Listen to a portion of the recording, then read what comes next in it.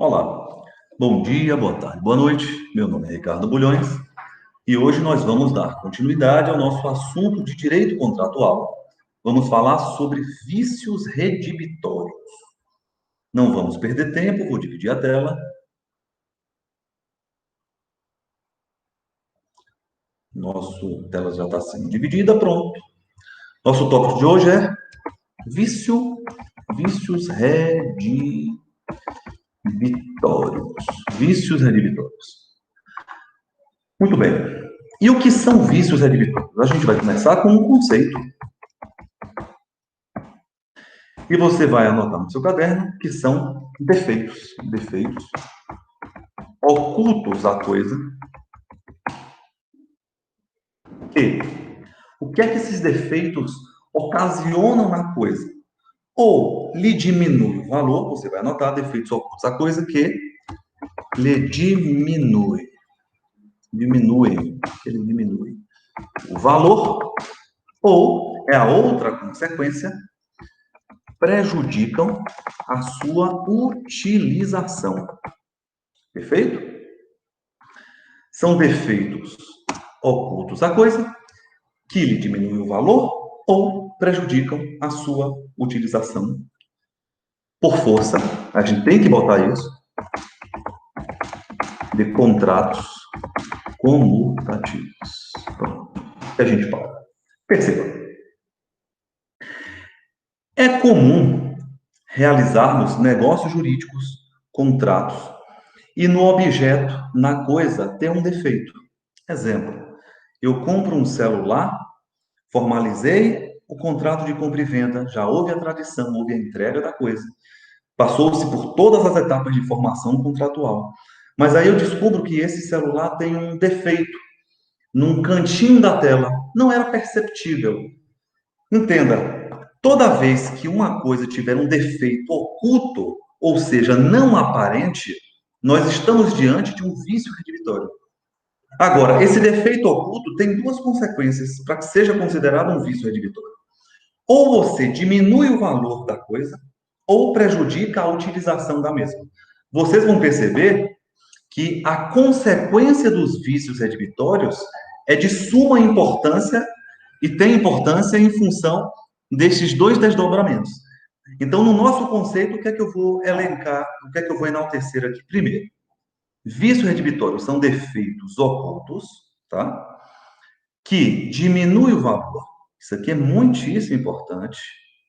Ou prejudica a utilização. Perfeito? E eu ainda trouxe aqui mais uma informação no nosso conceito. Formalizado em contratos comutativos, são contratos que possuem uma contraprestação. Uma compra e venda é um contrato comutativo. Eu entrego um objeto, a pessoa me entrega o dinheiro, a pessoa me entrega o dinheiro e recebe um objeto. Sempre só se fala de vício redibitório em contratos onerosos, em contratos comutativos. Perfeito? Então, a gente vai começar, dentro do nosso conceito, a gente vai botar aqui, ó, ocultos. Vícios redibitórios são vícios ocultos. O que é que isso quer dizer, Ricardo? Significa dizer que não são aparentes. Então, olha aqui comigo, perceba aqui comigo. Eu estou com esse celular e eu estou vendo que tem um trinco na tela. Isso é um vício redibitório? Resposta não. Por quê? Porque é perceptível. Está na superfície, não está está aparente, tá bom? Um vício oculto seria um defeito dentro do objeto. Então, se eu compro um automóvel, o automóvel está todo riscado. Aqueles riscos na lataria podem ser considerados vícios redibitórios? A resposta para isso é não. Por quê? Porque não estão ocultos, estão aparentes. Agora, se eu compro um automóvel e tem um problema no motor do automóvel, formalizei uma compra e venda. E aí eu percebi que existe um defeito no motor do automóvel. Aquele defeito era aparente? A resposta para isso é não. Era oculto. Então, pode ser considerado vício redibitório. Aqui tem uma coisa que é muito importante, geralmente nos livros de contratos, pelo menos quando é fracionado, não fala isso. Mas eu tenho que relembrar aqui os defeitos de negócio jurídico. Isso aqui é só uma recapitulação de algo que a gente espera que você já saiba, porque já viram lá atrás em direito civil 1, quando a gente trabalha com defeitos. Defeitos de negócio jurídico. Entenda. Quais são os defeitos de negócio jurídico? Nós temos o erro, dolo, estado de perigo, coação, lesão, fraude contra credores e simulação. Cada um tem as suas características e a sua consequência. Ou tornam anulável ou nulo o negócio jurídico formalizado. Tá? Por que eu estou falando aqui de defeitos de negócio jurídico? Porque em algumas situações, um erro ou um dolo pode parecer um vício advitório, mas não se confundem. Eu vou exemplificar, mas eu quero que vocês coloquem que erro e dolo não se confundem com vício redditório. Eu vou até não se confunde, eu vou botar defeitos de negócio jurídico, erro e dolo, vou botar defeitos. Defeitos de negócio jurídico. Aqui eu vou botar erro, dolo. Não se confundem com vícios advitórios. E por quê? A resposta para isso é porque os defeitos de negócio jurídico, erro, dolo, lesão, coação, estado de perigo, fraude contra credores, todos eles, tirando os vícios sociais, eles afetam a manifestação de vontade.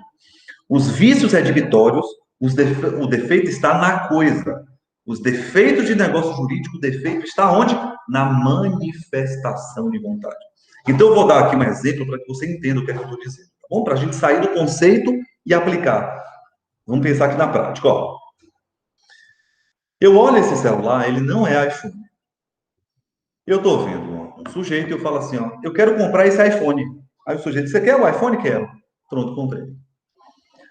Quando eu estou utilizando, depois de uma semana, eu percebo que esse celular não é, depois de uma semana, não é um iPhone. Isso é um vício advitório? Não. Por quê? Porque o objeto não tem defeito nenhum. Não tem nenhum defeito oculto na coisa. Na verdade, o defeito que existe foi na manifestação de vontade. Aqui está presente um defeito de negócio jurídico, erro, uma falsa percepção da realidade não conduzida. Entende? Eu vou comprar esse óculos. E aí eu chego para o vendedor e pergunto assim, esse óculos é da linha da Calvin Klein? Aí o indivíduo fala assim, é da linha da Calvin Klein, eu compro. Comprei o óculos, não é da Calvin Klein. Isso é um vício advitório? Não. Não por quê? Porque isso é um dolo. É uma falsa percepção da realidade, só que induzida. Não existe defeito oculto neste objeto. Eu gosto de fazer essa observação porque, na prática, é difícil a gente perceber a diferença de um vício advitório para um erro, por exemplo, ou para um dolo, tá bom? Defeito de negócio jurídico, erro, dolo, coação, o defeito está na manifestação de vontade. O vício advitório, o defeito está na coisa. Bora botar isso? Eu acho isso tão importante. Aqui eu estou botando de maneira genérica. Os defeitos de negócio jurídico estão na manifestação de vontade. Isso é muito importante. Já os vícios advitórios, o defeito está na coisa. Perfeito? E você já sabe que está. E você já sabe que esse defeito está na coisa e é um defeito oculto, a gente já viu. Na nossa aula de hoje, nós já sabemos que estamos trabalhando com vícios advitórios. Nós já sabemos o conceito, é todo defeito oculto, a coisa que diminui o valor ou prejudica a sua utilização por falta de contratos comutativos, contratos em que existe uma contraprestação. Não são aparentes e não se confundem com defeitos de negócio jurídico, erro, dolo, coação. Perfeito? Agora, qual é a consequência? Eu estou trabalhando com muito conceito e talvez você esteja se perguntando qual é a consequência, Ricardo, para que eu preciso saber do vício advitório, porque o conceito para mim é importante. Bora ver? Consequência jurídica. Entenda. O que é que nós estamos trabalhando aqui? Se eu estou diante de um vício advitório, isso me dá a possibilidade de ingressar com uma ação edilícia. A gente vai botar isso. Ação Então, toda vez que você se deparar com uma ação edilícia, você já sabe que no teor, o objeto daquela ação, o objeto de discussão daquela ação é um vício oculto à coisa. É um vício redibitório, tá? Então, a consequência do vício redibitório é você ingressar com uma ação edilícia. Agora, as ações edilícias possuem duas espécies. Vamos botar? Espécies. Nós temos nas ações edilícias uma primeira ação chamada de ação redibitória. E nós temos uma segunda ação chamada de ação estimatória. Estimatória. Nós temos uma ação redibitória e uma ação estimatória. Para que servem as ações redibitórias? Toda vez que você estiver diante de um vício redibitório, você pode ingressar com uma ação redibitória para você pedir o quê?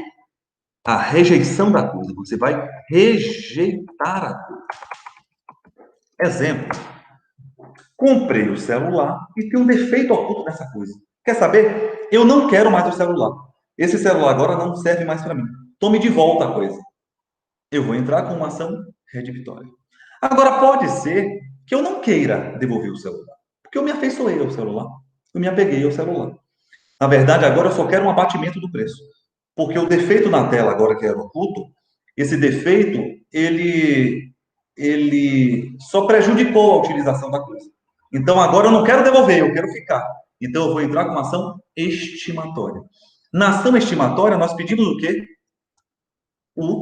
Anote comigo, abatimento do valor. Toda vez que eu estiver diante de uma ação, de um vício redibitório, eu tenho duas possibilidades, dois caminhos. Ou eu entro com ação redibitória, eu rejeito a coisa e peço de volta o dinheiro. Ou eu entro com ação estimatória. Eu não quero a devolução integral da quantia, mas eu quero agora tão somente o quê? Tão somente um abatimento do valor. Isso pode acontecer muito. Animal ainda é para o direito civil. Coisa, isso pode acontecer com animal. Imagine, duas situações, dois exemplos. Eu compro um Lulu da Pomerânia. Comprei o cachorro. E aí eu descubro que quando eu comprei esse cachorro, já na época da formalização do negócio jurídico, o alienante, ele escondeu que o cachorro tinha câncer. Então, uma doença grave dessa pode ser considerada um defeito oculto à coisa. Eu posso devolver o cachorro e pedir de volta o dinheiro, ou em função do elo afetivo nascido da interação minha com o cachorro, agora eu quero ficar com o cachorro. Só que um Lulu da Pomerânia com câncer e sem câncer possui um valor completamente diferente. Então agora eu quero ficar com o cachorro e eu quero agora o abatimento do valor. Aqui você tem que saber duas questões. A primeira, a doutrina fala que uma vez escolhido o tipo de ação, você não volta atrás. Então isso é majoritariamente,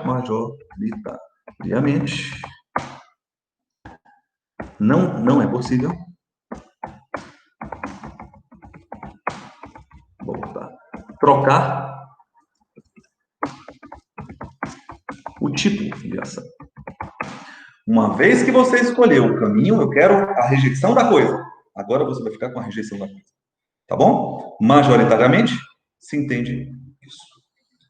Se você já sabe, e só para a gente finalizar, ações estimatórias e ações redibitórias são espécies de ações edilícias. Toda vez que você vê uma ação edilícia, você já sabe, estamos tratando ali de vício redibitório. Agora, olha para a gente voltar para o nosso conceito, porque eu sublinhei, eu marquei aqui. Se diminui o valor, eu vou entrar com o quê? Com uma ação, bora completar aqui, ó, estimatória. Já não vale mais, eu quero um abatimento. Se prejudica a utilização, agora eu quero o quê? Uma ação redibitória. Entendeu? Porque nós enaltecemos defeitos ocultos à coisa, que diminui o valor ou prejudica a sua utilização. Se diminuir o valor, ação estimatória. Se prejudicar a utilização, ação redibitória. Tudo isso por força de contratos comutativos. Tá bom? Bora trabalhar. Que ponto eu estou aqui? Tópico 4. Tópico legal, né?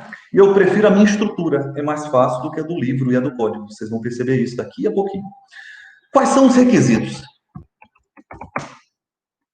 para que seja considerado um vício redivitor? O primeiro requisito é que deve ser grave.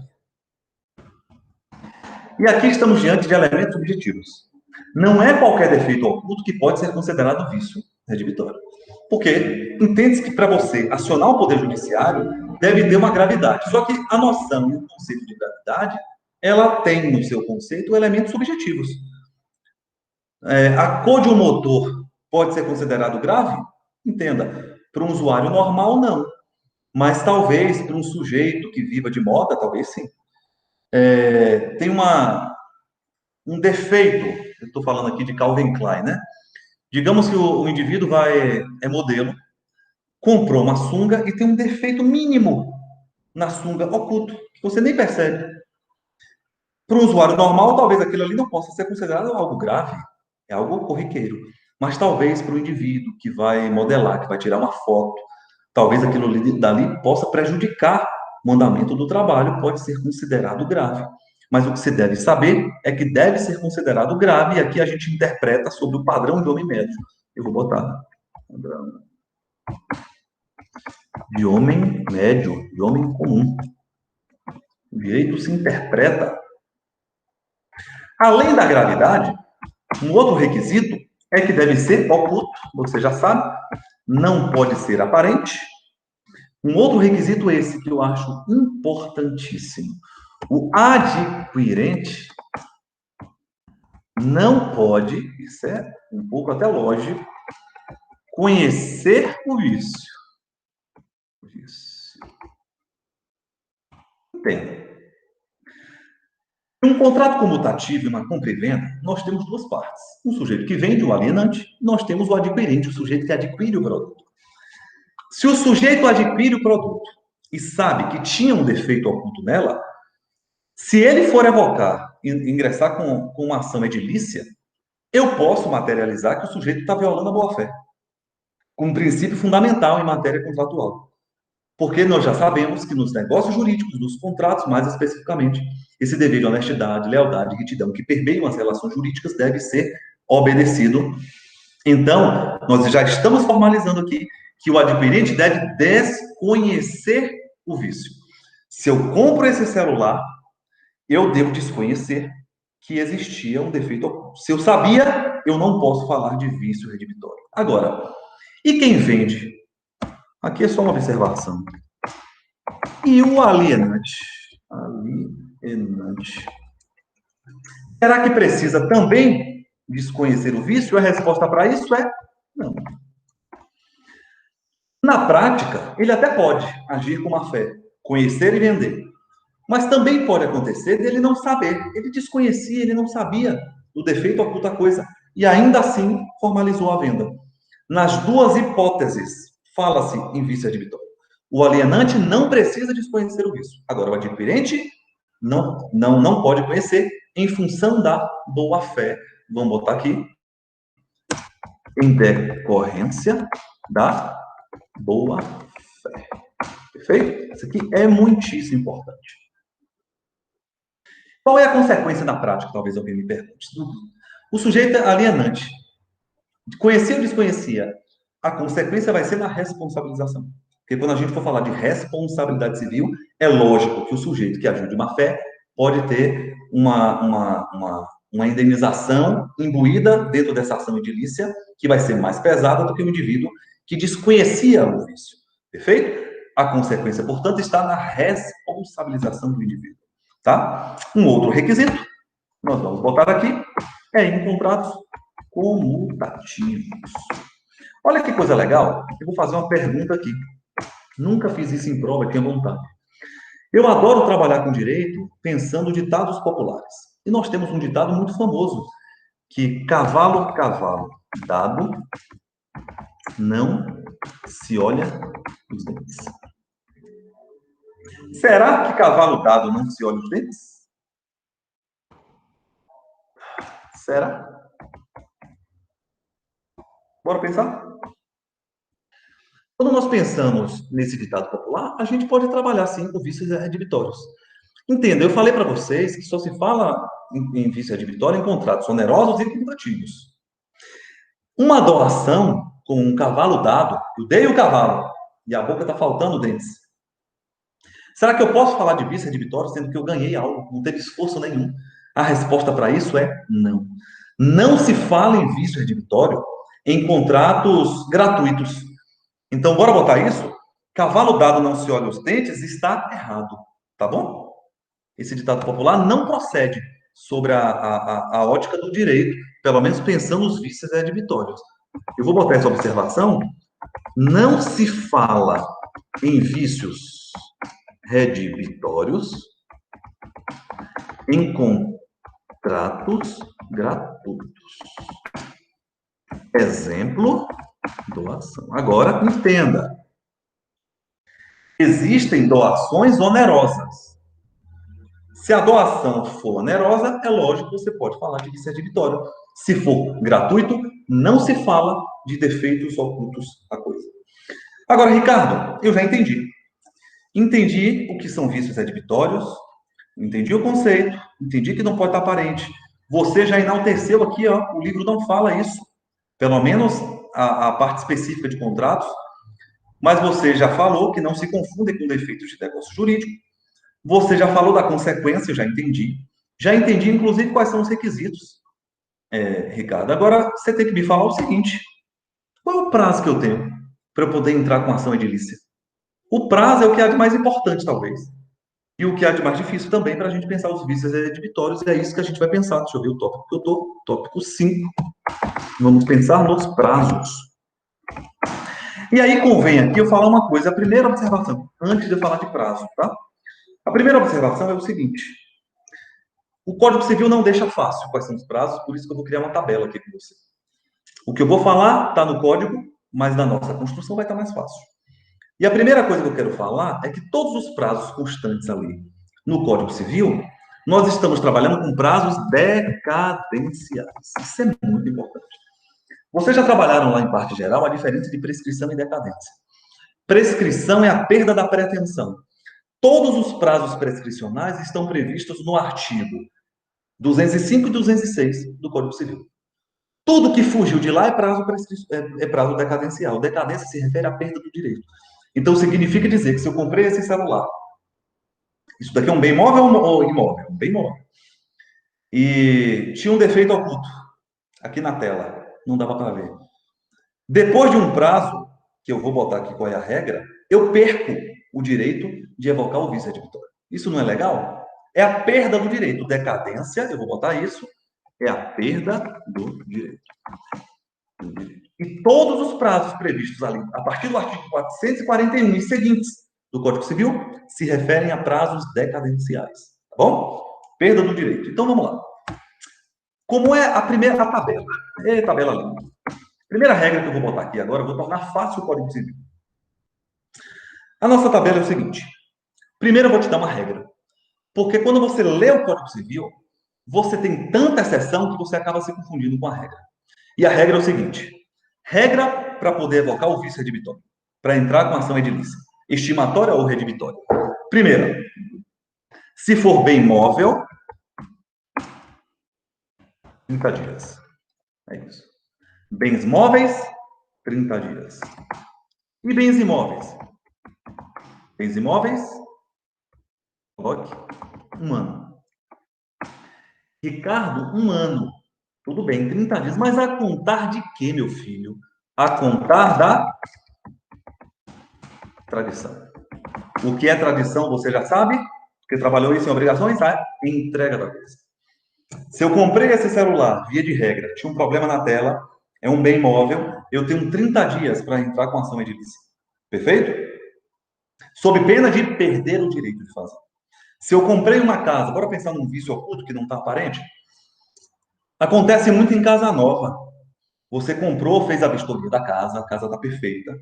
Só que na hora de tomar banho, a caída da água está para a parede, não está para o ralo. Isso é um vício oculto, não estava aparente. Perfeito? Você tem um ano, se for considerado bem móvel, a partir da entrega do objeto.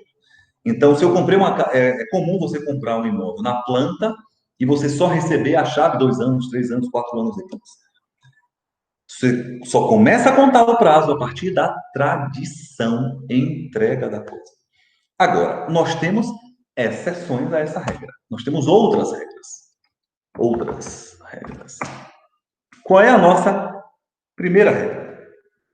Se o sujeito, é isso que fala o artigo 445, inclusive, do Código Civil. Se eu já morava no bem, o prazo é contado pela metade. Bora botar isso? E eu vou dar um exemplo.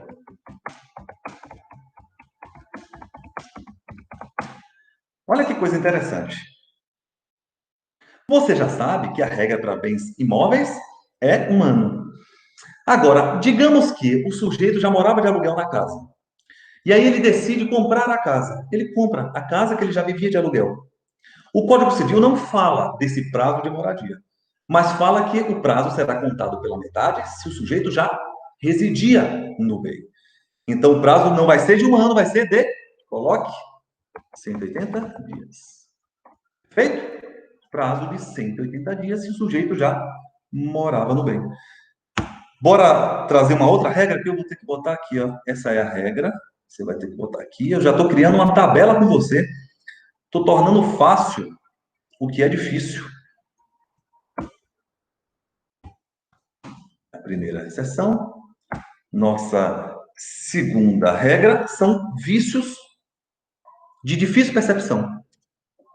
Eu gosto de chamar isso de vícios mais que ocultos.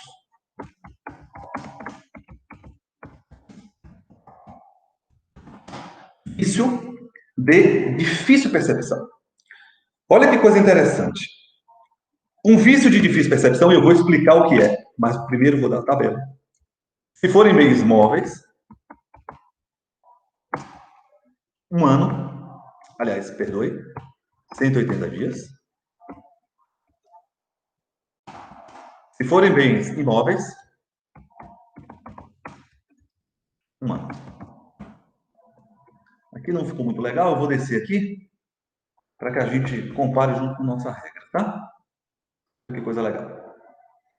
Vício de difícil percepção. Bens móveis, 180 dias. Bens imóveis, 1 ano. Aí alguém pode falar assim, ué, Ricardo, tem algo difícil aqui. A regra é de imóveis 1 ano. E o vício de difícil percepção também, a regra é 1 ano. Mas aqui tem uma diferença aqui. Porque na regra é 1 ano a contar da tradição. Quando o vício é de difícil percepção, a regra é do conhecimento. Olha que coisa legal. Então, bora pensar uma coisa aqui, ó. Pensemos aqui. Eu compro uma casa. E aí o esgoto da casa está entupido. A privada não funciona. Você acha que em 1 ano o sujeito não vai usar a privada no mínimo uma vez? 1 ano! Meu Deus do céu. Uma vez ele vai usar. Você acha que uma privada entupida é um vício de difícil percepção? Não, não é. Então nós vamos utilizar a regra 1 ano a contar da tradição e entrega da coisa. Agora pense aqui comigo. Eu comprei uma casa e nos pilares da casa tem papelão, não tem cimento, não tem tijolo. Vou perguntar, quem compra uma casa sai quebrando as paredes para saber se tem papelão dentro? Não. Então eu posso construir que a viga, o papelão contido numa viga de uma casa é um vício de difícil percepção. Então ali eu vou ter 1 ano a partir do conhecimento do defeito, a partir do conhecimento do vício. A mesma coisa vale para bens móveis. Então eu posso pensar num automóvel. Bora pensar no automóvel? Comprei um carro e ele está com defeito na caixa de marcha. Olha que eu olhei o carro todo, fiz tudo, não tinha problema nenhum. Quando comecei a utilizar o carro, eu vi que na caixa de marcha está pegando. Perceba, qual é a regra? É a regra 30 dias.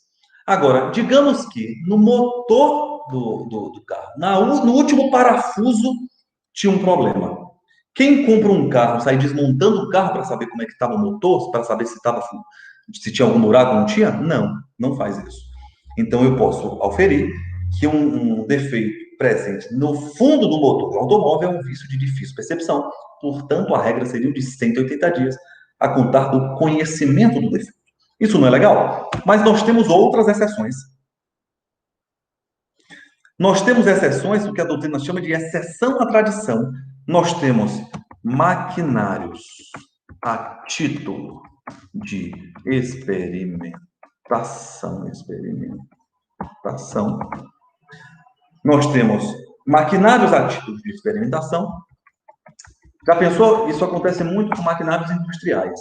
O indivíduo compra uma máquina de uma fábrica e a fábrica fala assim: você tem 30 dias para você poder utilizar o produto. Você tem 1 ano para você poder utilizar o produto. Você só vai falar de vício redibitório a partir do momento que se esgotar o prazo da experimentação. Perfeito? Aqui eu estou pensando, eu vou até colocar isso, porque senão pode confundir, exceções à tradição. Aqui estamos pensando em exceções à tradição. No que se refere a maquinário, a título de experimentação, esquece a tradição, a entrega da coisa, você só começa a contar o prazo a partir do momento que se esgotar o prazo da experimentação. E nós temos uma coisa que também é polêmica: animais. No que se refere a animais, nós temos, o Código Civil fala que legislação própria vai tratar do assunto. Mas nós não temos legislação própria, então a doutrina e os tribunais acabaram pacificando o entendimento de que, no que se refere a animais, o prazo para você evocar os vícios redibitórios, tá? Aqui não é lei, é de 180 dias a contar do conhecimento. Então, esses são os prazos no que se refere a vício redibitório. Eu sintetizei o Código Civil, tentei tornar fácil o que é difícil. Olha quanta exceção nós temos e olha a regra. Bora ver o que é que a gente viu hoje para a gente poder se desconectar? É o seguinte: nós trabalhamos com vícios redibitórios. Defeitos ocultos à coisa, isso aqui é muito importante, que diminui o valor, aí dá ensejo uma ação estimatória, ou prejudica a utilização, eu não quero mais, ação redibitória, por força de contratos comutativos. Nós já vimos que o defeito deve ser oculto, não pode estar aparente. Não se confunde vício redibitório com erro, com dolo, coação, lesão, estado de perigo ou os vícios sociais, fraude contra credores e simulação. Perfeito? Porque os defeitos de negócio jurídico, eles violam a própria manifestação de vontade. No vício redibitório, o defeito está oculto na coisa. Tá bom?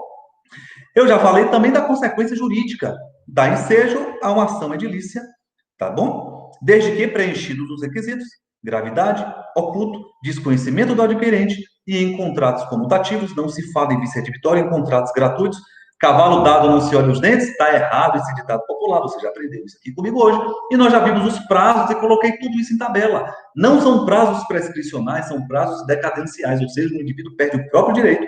Qual é a regra? 30 dias bens móveis, 1 ano bens imóveis, e nós temos exceções. Se o sujeito já morava no bem, conta pela metade. Difícil percepção, 180 dias e 1 ano a partir do conhecimento. Nós temos, no que se refere a maquinário, a título de experimentação, esgota-se o prazo de experimentação, e animais, o prazo é de 180 dias. Eu vou interromper aqui a nossa tela, e agora eu quero te agradecer. Muito obrigado pelo prazer que é falar de direito contratual, falar de direito civil. Forte abraço, Deus te abençoe, tamo junto, valeu!